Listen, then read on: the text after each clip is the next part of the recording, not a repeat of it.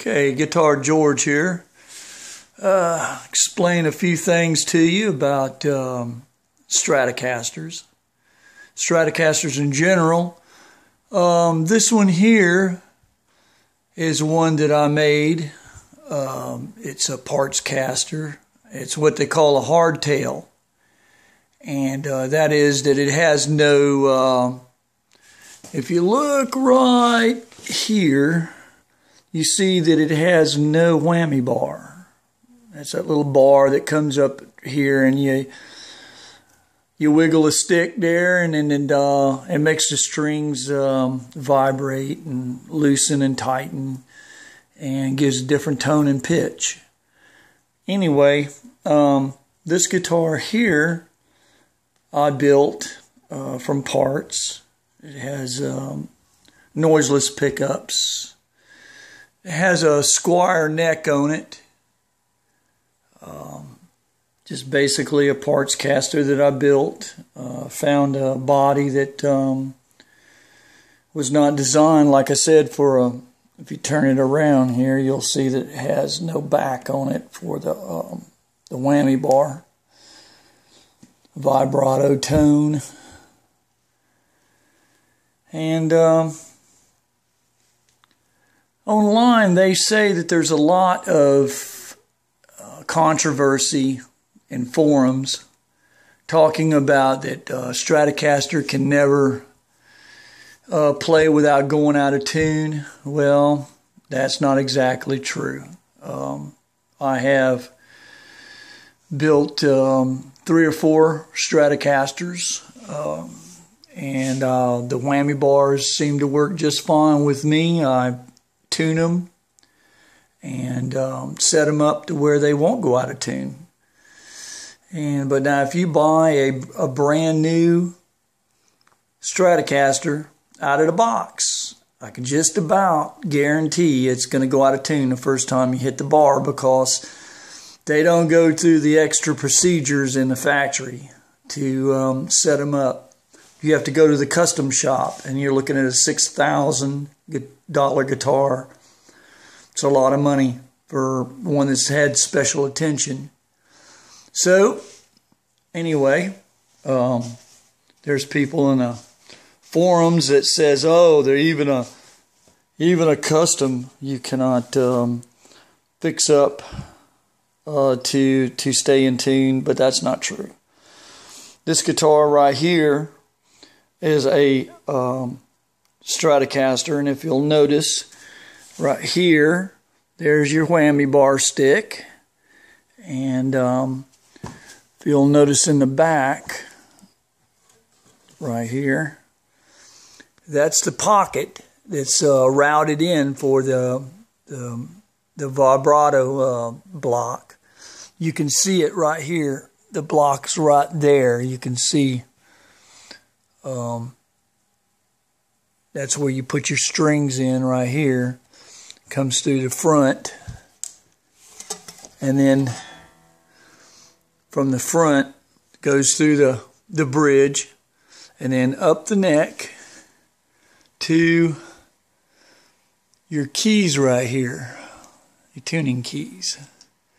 Now, the trick to this is to make sure that all your strings, all the way down to your bridge here, there is no restriction. In other words, the strings will move back and forth without any pinch point or restrictions. And if you'll notice, there's an LSR bar right here. Now, if you look real close, you can see that there's roller bearings. There's roller bearings in there. And that's what makes it slip through the nut, is these little bearings. Now, a standard guitar has a bridge just slides back and forth. It has no bearings. Also, if you'll look, you see right here, you have these tuning, this is called locking tuners, and the string goes, you lock it down by these little knobs right here. And notice right here to the front, the string goes through, straight through the key peg, and then you tighten down the knob in the back, and it tightens the string down, and then you tune it up. That way it's not wrapping around the post. And when you hit the whammy bar down here,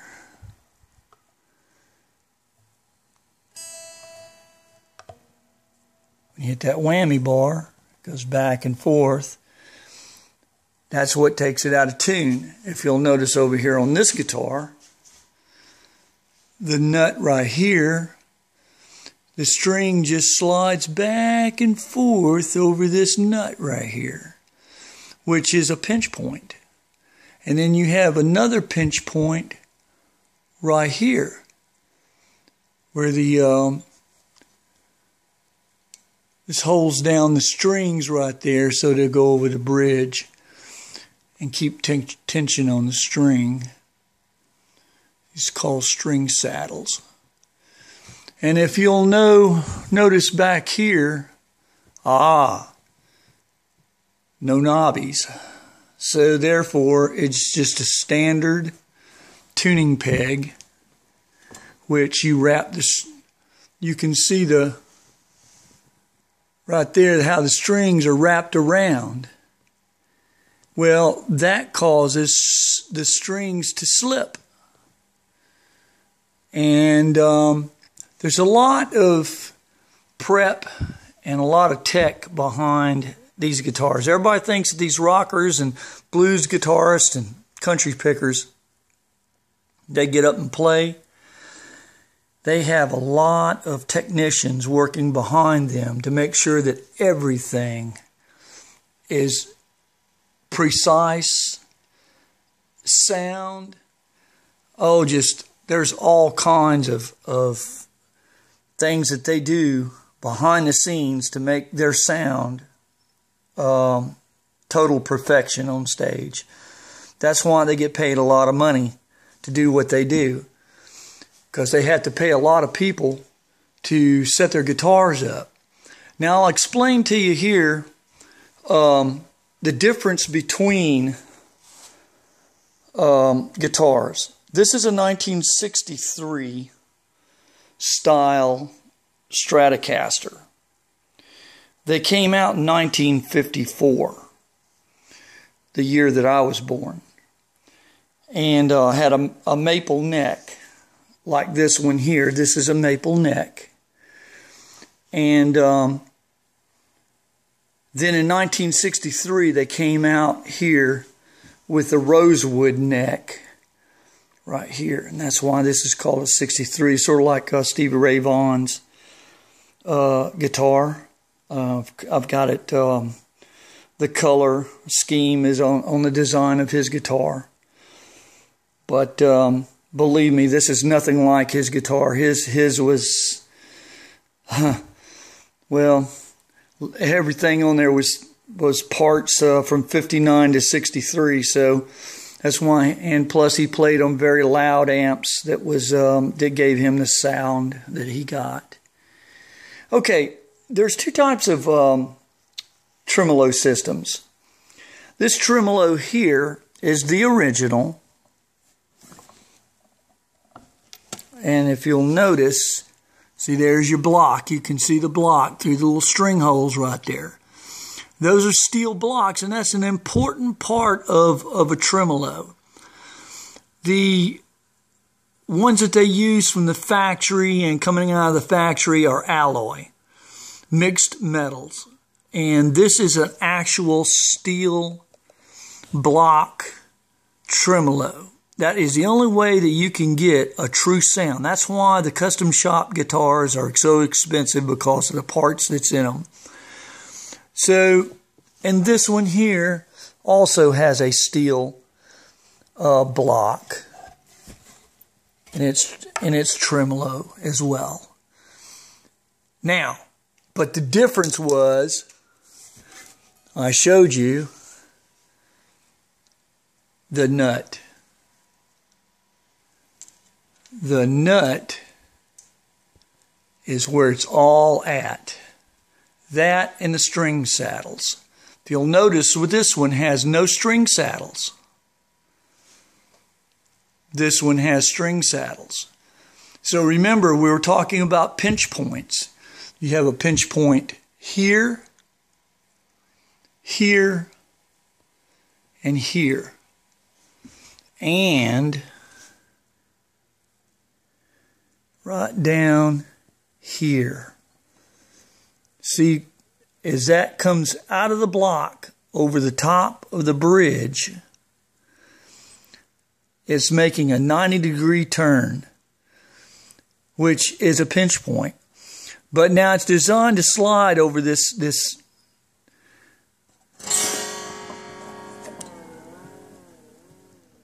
You hear that?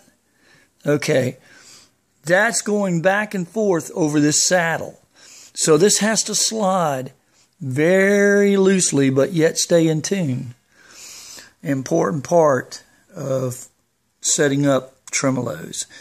Now I'm going to show you a guitar now that came out in the 80s, and it is what they call a double locking tremolo. Now if you'll notice this guitar, no string saddles, and you see this right here, this nut. These are Allen screws that tighten down these blocks over the strings. So it's locked right here. Then as you come down the neck to the bridge, you'll notice a whole different kind of bridge. This is what they call a Floyd Rose. And you'll notice right here, this is an original Floyd Rose from the 1980s. And it's hard to find these originals. They're all licensed bridges just about nowadays. This is your tuners right here, because you're locking down at both ends. These are the locks for the strings on this end, and the locks on this end. Then when you hit your, see, I can just about flop them. See all the strings flopping right there? Then when you come back,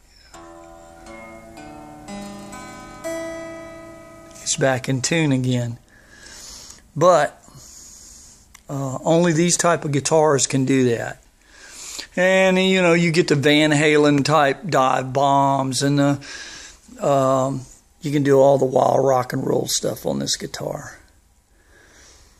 Now, the point is the Stratocaster. Oh, it goes out of tune. You hit the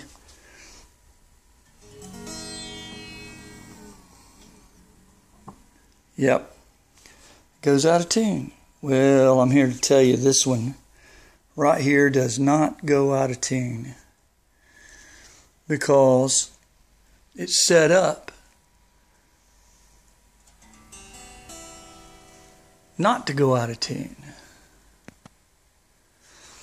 Okay, in part 2 we'll give a demonstration, but this is basically how they set them up. For tone, you want to get a steel block, and you want to use American Original. You don't want to use any other thing other than solid steel tone block, and an American solid steel bridges. That's where you get your true blues, the tone that all the rockers and blues players are looking for. And if you play country, yep, you get that country twang definitely out of a Fender. So that's why so many guitarists go to Fender and use the Stratocasters and the Telecasters to get that tone, because they just have that single coil tone. These pickups right here are noise canceling, pickups. There's a big controversy on the pickups too, which get the best tone, the best sound, which pickup's going to be better for blues, which one's going to be better for rock and roll, country. Each one has its own sound, so like everything else that's opinionated really heavily, but the tone bridge and the tone from the bridge, there's no exception. In pickups, yeah, you can get different pickups, different sounds. But when it comes to a bridge, it's either going to be dull or it's going to be bright. If you want a bright sound, you use steel. If you want a dull sound, you use alloy. And again, that's a preference but most people, they do like the tone of the original steel. And I don't know too many of them that wants to use the alloy sound, but you can definitely tell a difference when you change out these bridges. Okay, that's it for part one. Part two, we'll do a demonstration. Y'all take care.